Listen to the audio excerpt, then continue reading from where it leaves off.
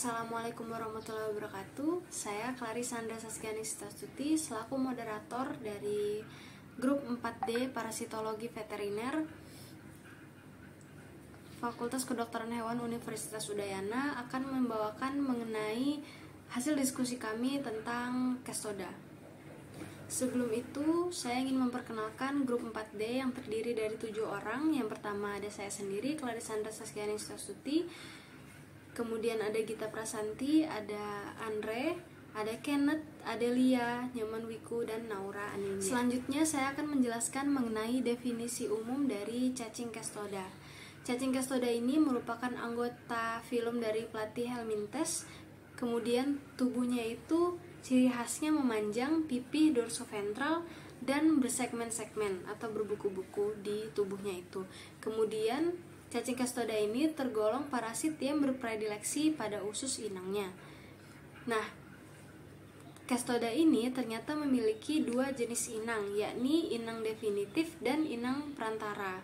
Inang definitif itu yakni tempat predileksi dari cacing itu, misalnya di usus seperti Kestoda ini. Kemudian inang perantaranya itu berupa larva cacing. Selanjutnya saya akan menjelaskan terkait taksonomi Kestoda. Yang pertama dominan itu Eukaryota, kingdom Animalia, subfilum Rhabditophora, filum Platyhelminthes, subclass Kestoda, dan kelas adalah Kestoda.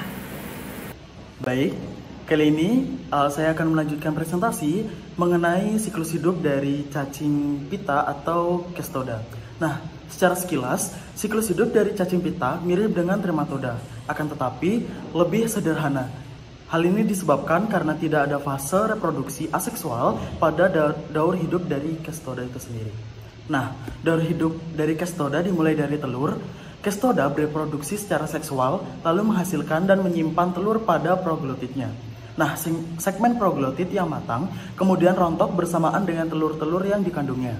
Nah, telur ini keluar melalui kotoran inang primer dan dimakan oleh inang perantara seperti sapi, babi, dan lain sebagainya.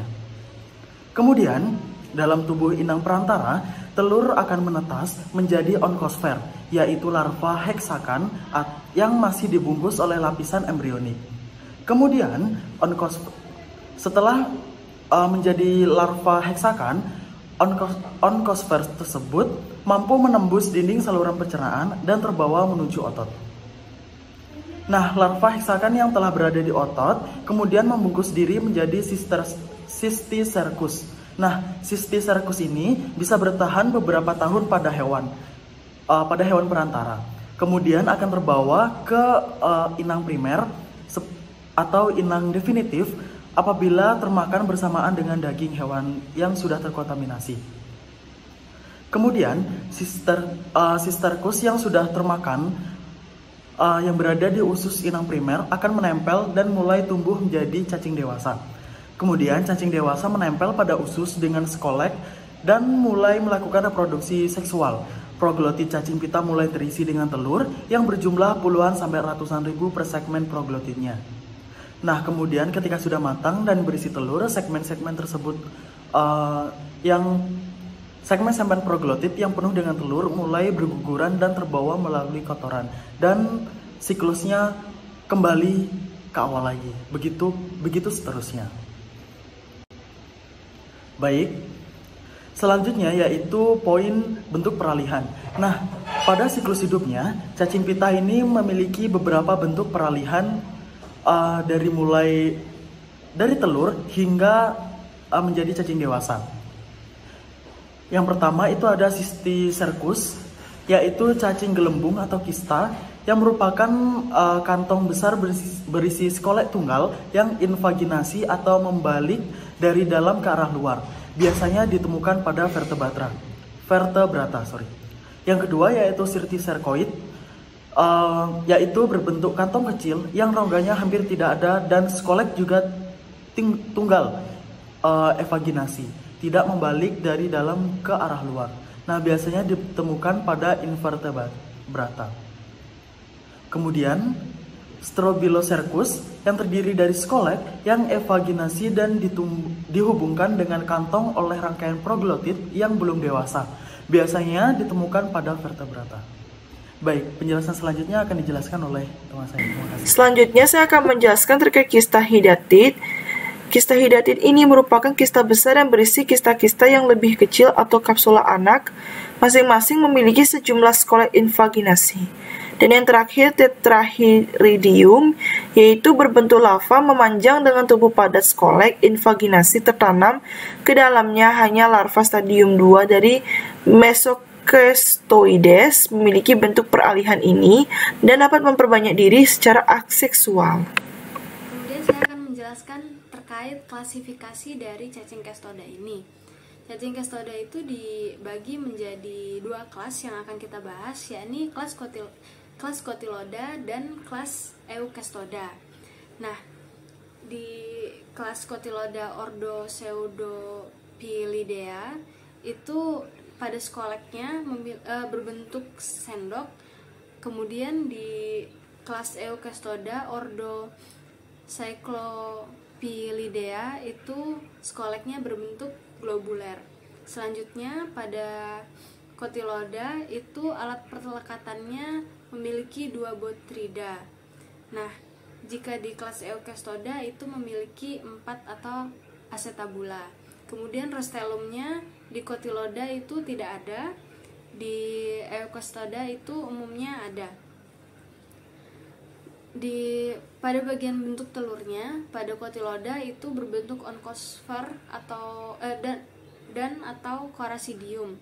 Kemudian di Eukestoda itu berbentuk oncosfer. Jumlah isanya pada Cotyloda itu ada 2 dan Eukestoda ada 1. Selanjutnya akan dijelaskan oleh rekan saya. Terima kasih. Selanjutnya saya akan menjelaskan Cotyloda. Familinya yaitu Diphyllobothridae.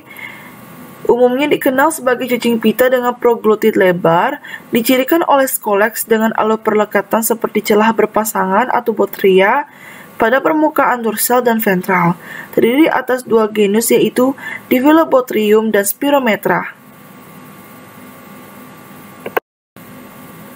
Selanjutnya saya akan menjelaskan tentang Diphyllobothrium. Jadi morfologinya adalah ditemukan pada anjing, kucing, manusia, dan babi. Panjang bisa mencapai 15-20 meter, serta tersusun oleh 4.000 proglotit dan tumbuh rata-rata 2 cm per hari. Skoleknya berbentuk seperti sendok, tidak memiliki rostelum. Botria berjumlah 2 buah yang juga tidak dilengkapi dengan kait. Lebar proglotitnya lebih panjang dibandingkan panjangnya. Telur berbentuk bulat, berwarna kekuningan dan mempunyai operculum. Cacing ini menempel pada usus halus. Selanjutnya, untuk siklus Diphyllobothrium itu sendiri, yang pertama, telur yang belum berembrio keluar bersama tinja mengalami embrionisasi dalam waktu sekitar 18-20 hari. Kemudian menghasilkan ooconsphere, berkembang menjadi Coracidia, kemudian dimakan hospes intermedier yang pertama. Yang ketiga, Coracidia kehilangan silia, menembus dinding usus dan berkembang menjadi larva procersoid, kemudian dimakan hospes intermedier yang kedua, yaitu ikan kecil. Yang keempat, selanjutnya, larva procersoid bermigrasi ke dalam daging ikan dan berkembang menjadi larva plerocersoid. Kemudian yang kelima, larva plerocersoid merupakan bentuk infektif bagi manusia, karena manusia umumnya tidak makan ikan kecil ini, tidak mewakili sumber infeksi. Yang keenam, ikan kecil dimakan oleh ikan yang lebih besar. Sparganum dapat bermigrasi ke otot-otot ikan besar. Manusia dapat terinfeksi jika memakan ikan mentah atau setengah matang. Dan yang terakhir, larva plerocersoid berkembang menjadi dewasa dan tinggal di usus halus. Cacing dewasa menempel pada mukosa usus dengan menggunakan 2 jalur bilateral atau botria pada skoleks. Baik, saya akan melanjutkan penjelasan dari teman saya. Selanjutnya ada genus Spirometra. Genus ini ditemukan pada kucing, anjing, babi, dan mamalia lainnya. Bentuknya berbeda dengan Diphyllobothrium sp, di mana uterusnya bergulung menjadi spiral sebanyak 2-7 lapisan. Ujung telurnya lebih tajam dibandingkan dengan telur Diphyllobothrium sp. Selanjutnya, proglotitnya lebih lebar daripada panjangnya, serta Cacing ini menempel pada mukosa usus halus. Baik, selanjutnya ada daur hidup Spirometra. Daur hidup parasit ini mempunyai inang perantara pertama yaitu Cyclopidae dan inang perantara kedua yaitu kodok dan mamalia lainnya. Siklus hidupnya itu dimulai dari telur menetas menjadi Coracidium dan mencari hospes intermediate pertama dan berubah menjadi porcercoid. Nah, hospes intermediate pertama yang mengandung porcercoid ini dimakan oleh hospes intermediate kedua dan berubah menjadi plerocercoid. Kemudian dimakan oleh hospes definitif. Penjelasan selanjutnya akan dijelaskan oleh teman saya. Terima kasih. Selanjutnya, saya akan menjelaskan materi tentang Eukestoda. Eukestoda adalah salah satu subkelas cacing pita yang merupakan bagian dari kelas Kestoda. Mereka umumnya dikenal sebagai cacing pita dan merupakan parasit usus vertebrata. Eukestoda ini memiliki beberapa karakteristik seperti skolexnya. Skolexnya berisi organ yang memfasilitasi perlekatan pada jaringan inang. Contohnya termasuk pengisap atau pengait. Skolex juga memiliki bentuk yang berbeda dalam setiap kelasnya. Selanjutnya ada proglotidnya. Proglotid adalah segmen individu strobilus dan mengandung organ reproduksi. Dan yang terakhir ada telur. Larva Eukestoda hanya memiliki 6 kait posterior pada skolex, yaitu kepala, berbeda dengan Kestodaria yang memiliki 10 kait. Selanjutnya saya akan menjelaskan taksonomi dari Moniaceae. Taksonominya pertama dari kingdomnya, yaitu kingdom Animalia. Filumnya yaitu Platyhelminthes. Lalu subclassnya itu ada Kestoda. Lalu ordernya ada Cyclopilidea. Dan familinya ada Anoplocephalidae. Saya akan menjelaskan tentang beberapa ciri-ciri Moniaceae ini. Yang pertama terdapat di ruminansia seperti biasanya pada sapi dan domba. Selanjutnya ukuran dari cacing pita ini panjang dan lebarnya hingga kurang lebih 600 cm. Lalu untuk skolexnya tidak bersenjata dan mempunyai 4 pengisap yang menonjol. Untuk segmennya lebih lebar daripada panjang dan berisi 2 set organ genital. Lalu sederet kelenjar interproglotid terletak di batas posterior pada setiap segmennya. Dan untuk telurnya yang kurang lebih berukuran 60-75 mikrometer, berbentuk piramida atau segi empat, menurut spesiesnya dan memiliki alat piriform. Baik, selanjutnya saya akan menjelaskan siklus hidup dari Moniaceae. Siklus hidup dari Moniaceae ini membutuhkan inang perantara seperti cacing pita pada umumnya. Inang perantara dari cacing ini merupakan tungau rumput yang hidup bebas di rerumputan. Telur yang keluar melalui kotoran ternak akan termakan oleh tungau rumput ini. Dan telur ini kemudian akan menetas dan larva akan bermigrasi ke dalam rongga tubuh tungau di mana akan berkembang menjadi cysticercoid. Dan ketika tungau tertelan oleh domba, mereka akan berkembang menjadi dewasa. Nah, fase ketika telur tertelan hingga produksi telur pada ternak ini akan memakan waktu sekitar kurang lebih 6 minggu. Cacing pita dewasa hanya hidup sekitar 3 bulan. Dan infeksi biasanya lebih buruk pada musim panas. Next ada Daphania. Daphania ini menyerang duodenum dan jejunum bagian atas ayam atau merpati. Daphania ini merupakan cacing pita paling patogen. Ukuran mikroskopisnya memiliki panjang hanya 0,5 sampai 3 mm. Daphania tersusun oleh 4 sampai 9 segmen. Rostoliumnya senjatai dengan 4 sampai 19. Acetobulanya dipersenjatai dan memiliki lubang kelamin yang reguler. Selanjutnya ada siklus hidup. Siklus hidup dari Daphania ini yaitu siklus hidup yang tidak langsung, yaitu melainkan melalui perantara siput. Unggas akan terinfeksi karena siput yang terinfeksi oleh Daphania. Dan dalam tubuh, Daphania ini memiliki segmen grafit dan telurnya atau onkosfer dari tubuh cacing Davena ini akan dilepaskan melalui kotoran unggas yang terinfeksi tersebut dan akan mencemari lingkungan sekitar. Next ada Rayletina. Rayletina ini umumnya menginfeksi ayam. Rayletina memiliki 3 jenis. Yang pertama ada Rayletina casticellus. Rayletina casticellus ini berukuran 4-15 cm. Pada skoleknya terdapat rostelium dengan 400-500 kait. Sakarnya kecil, tak bersenjata, dan pada proglotitnya terdiri dari 1 telur per kapsul. Dan inang perantaranya yaitu kumbang. Next ada Rayletina echinobotrida. Rayletina echinobotrida ini memiliki panjang lebih dari 25 cm. Pada skoleknya terdapat rostelium yang berkait yaitu 100 kait. Pada asetibulanya oval berkait dengan 8-10 baris. Proglotitnya memiliki lubang genital sampai unilateral atau sepihak. Dan pada proglotit terdapat kapsula yang mengandung 6-12 telur. Inang perantaranya yaitu semut. Next yang terakhir ada Rayletina tetragona. Rayletina tetragona ini panjangnya lebih dari 25 cm. Pada skoleknya terdapat rostelium yang berkait yaitu 100 kait. Asetibulanya oval yaitu berkait 8-10 baris.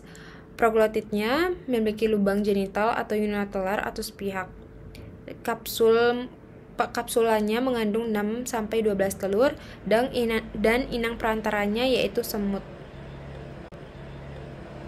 Selanjutnya ada siklus hidup dari Rayletina. Siklus hidup dari Rayletina ini menginfeksi usus halus, dan cacing pita Rayletina ini akan mengeluarkan proglotit motil yang mengandung banyak kapsul telur di kotoran inang definitif. Inang perantara selanjutnya akan menelan proglotit tersebut atau kapsul telur bebas tersebut.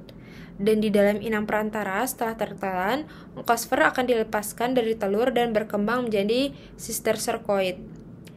Inang definitif kemudian akan menjadi terinfeksi setelah menelan inang perantara.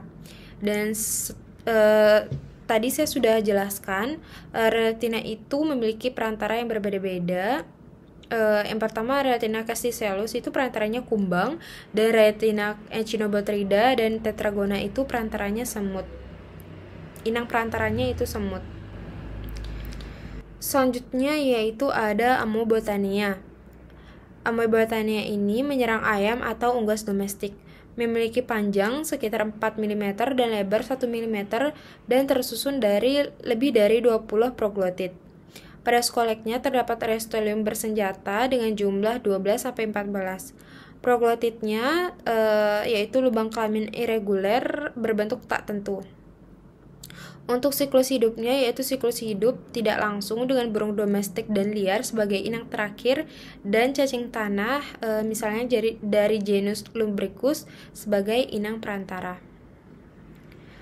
Baik, sekian dari saya, dan selanjutnya akan dijelaskan oleh teman saya. Yang selanjutnya adalah Equestoda, yaitu Cyanotenia invidibulum. Hostnya itu di ayam, morfologinya sepanjang 23 cm. Skoleknya itu rostelium berkait 16 hingga 20 kait, silinder. Proglotitnya yaitu adalah organ kelamin tunggal, uterus berbentuk kantong. ISA-nya yaitu adalah di lalat rumah dan di kumbang. Baik, yang selanjutnya adalah Equestoda dibridium caninum. ISD-nya anjing, kucing, dan anak-anak. Morfologinya panjang hingga 50 cm. Skoleknya rostelium rektaktil berkait 3 hingga 4 baris. Proglotitnya berkarismatik biji mentimun, lubang kelamin pada setiap sisi, ovarium seperti buah anggur. ISA-nya dipinjal dan yaitu genus Tania. Yang pertama Tania solium. Morfologinya yaitu panjang 2 hingga 8 meter. Skolek terdiri dari 4 sakar dan rostelium yang dikelilingi kait. Proglotitnya grafit terdiri dari uterus dengan 7 hingga 12 cabang. Hospes intermediate-nya yaitu di babi atau manusia. Larvalnya itu yaitu genus Tania saginata. Hospes intermediate-nya itu di sapi. Predileksinya otot, jantung, masester, lidah, dan interkoste. Larvanya itu adalah canin bovis. Proglotitnya grafit terhadap uterus dengan 12 hingga 30 cabang. Skoleknya tidak mempunyai kait.